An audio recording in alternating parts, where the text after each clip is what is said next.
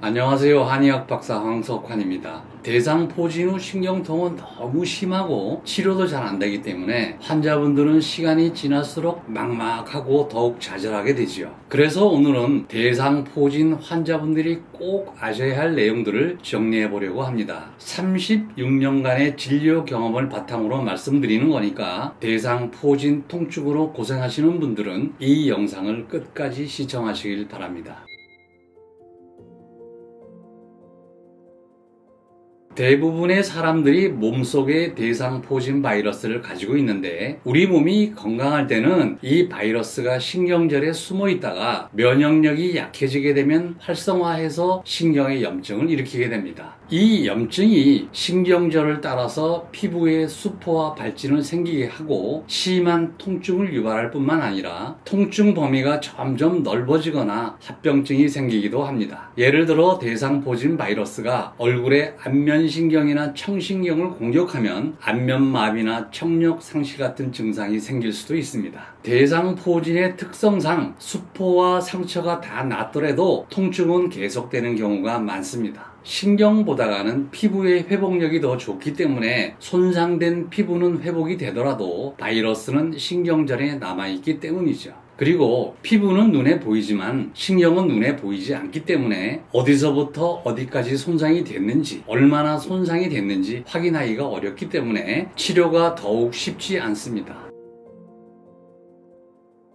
대상포진 후 신경통은 누구에게나 심각할 수 있지만 특히 다음과 같은 위험 요소가 있는 분들은 더 조심하셔야 합니다. 첫 번째는 고령입니다. 나이가 들수록 특히 60세 이상이 되면 면역력이 약해지게 돼서 바이러스가 더 활발하게 활동을 하게 되고 그로 인해서 신경 손상이 더 심하게 나타날 수 있습니다. 두 번째는 만성질환입니다. 당뇨병 같은 만성질환이 있는 분들은 대상포진 후 신경통이 더 심하거나 오래 갈 수 있습니다. 세 번째는 발생 부위입니다. 팔다리에 나타나는 것은 비교적 치료가 잘 되고 한 70% 이상은 몸통에서 나타나는데 얼굴 쪽으로 나타나는 대상포진은 치료가 잘 안 된다고 알려져 있습니다. 얼굴 쪽에는 뇌나 눈, 귀와 같은 중요한 기관이 많은데 대상포진이 얼굴 쪽에 발병하면 단순히 통증만이 아니라 안면마비나 청력 상실 같은 심각한 후유증이 나타날 수 있고 심한 경우에는 사망할 수도 있습니다.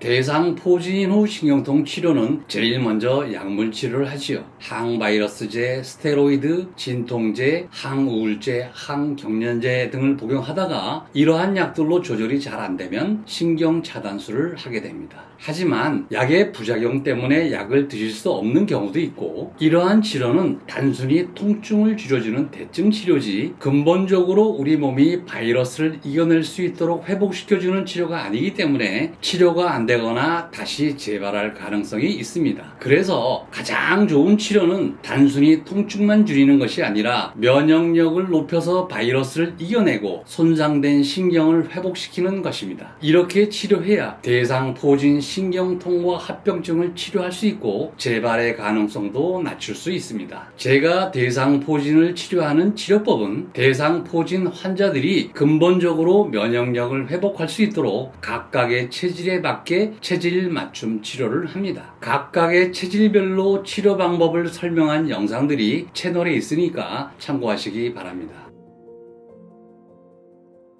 제가 치료 중인 73세 남성 환자분은 가슴부터 등까지 대상포진이 광범위하게 발생했고 심한 통증으로 마약성 진통제, 항우울제, 항경련제를 복용하고 마약성 패치까지 붙였으나 통증이 계속되었고 약물 부작용으로 변비와 위장 증상이 생겨 추가 약물을 복용하면서 신경차단술을 12번 받았지만 효과는 일시적이었습니다. 이분을 자세히 진찰해 보니까 소양인 체질이라서 소양인 체질 한약과 침치료를 시작을 했는데 이 환자분이 멀리 지방에서 오신 분이라서 침치료는 초기에 한 달만 집중하기로 했습니다. 치료를 시작한 지 한 달 정도 지나자 먼저 항경련제와 항우울제를 끊을 수 있었고 마약성 진통제에 대한 의존도도 조금 낮아졌고 변비 같은 부작용도 호전되고 통증도 조금씩 감소하기 시작했습니다. 상당히 심각한 상태로 오셨지만 통증과 증상이 조금씩 감소되기 시작하니까 환자분도 치료될 수 있다는 희망을 가지게 됐고 현재는 한약 위주로 치료를 하고 있습니다.